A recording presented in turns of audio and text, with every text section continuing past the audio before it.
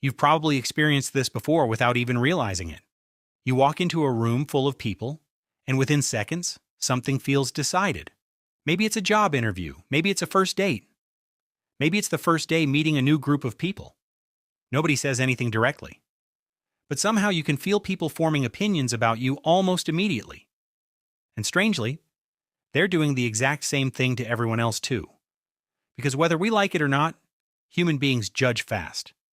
In fact, studies suggest people begin forming first impressions within the first few seconds of meeting someone. Before your personality fully appears, before you explain yourself, before the real conversation even starts. The brain is already making emotional calculations. Do you seem confident, awkward, safe, trustworthy, high status, nervous? And the strange part is most people believe these judgments are logical, but they usually aren't. They're emotional first, then logical afterward. Think about the last time you met somebody who instantly seemed confident. You probably didn't consciously analyze them, you just felt it. Maybe they spoke calmly. Maybe they seemed relaxed in their own skin. Maybe they weren't trying too hard to impress anyone. And somehow, that immediately changed how people reacted to them. Now compare that to somebody who walks into a room visibly tense, talking too quickly, laughing nervously, trying hard to be liked. Even if they're intelligent, kind, or interesting, the energy feels different. And people respond to that difference faster than they realize. That's because the human brain was never designed to judge slowly.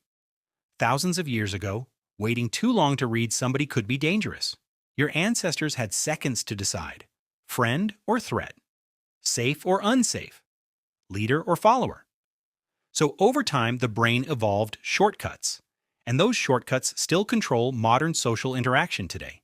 The only difference is now we use them in offices, classrooms, relationships, parties, dates, and everyday conversations. Psychologists sometimes call this thin slicing. The brain takes tiny pieces of behavior and rapidly builds a complete story around them.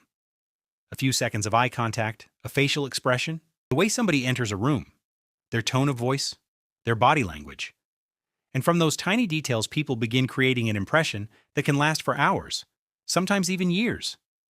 What makes this even more powerful is that once the brain forms a first impression, it immediately starts looking for evidence to confirm it. So if somebody initially sees you as confident, they often interpret your behavior more positively afterward. But if the first impression feels awkward or uncertain, the brain starts filtering everything through that lens instead. And most people have absolutely no idea they're doing this. They think they're objectively reading your personality, but many times they're simply reacting to emotional signals they picked up within the first few seconds. That's why two people can say almost the exact same thing, yet get completely different reactions. You've probably seen this happen yourself. One person barely speaks, yet everybody listens carefully when they do. Another talks constantly, trying to win people over, but somehow struggles to hold attention. And usually the difference isn't intelligence, it's emotional presence. Because confidence is often judged less by what you say, and more by how comfortable you seem with yourself while saying it. People constantly read signals without realizing it. How reactive are you? How desperate for approval do you seem? How comfortable are you with silence? How calm are you under pressure? Even your energy communicates something before your words do. And once you start noticing this, social interaction begins to look completely different. You start realizing why certain people instantly command respect, why some people feel trustworthy almost immediately, why some individuals completely shift the atmosphere of a room without saying very much at all. But maybe the strangest part of all is this. Most people believe they carefully think their way into first impressions, when in reality the emotional decision was often made long before logic arrived, which means every time you meet somebody new, two conversations are happening at once, the one happening out loud and the silent one taking place inside the other person's mind. And by the time the real conversation begins, the judgment may already be complete.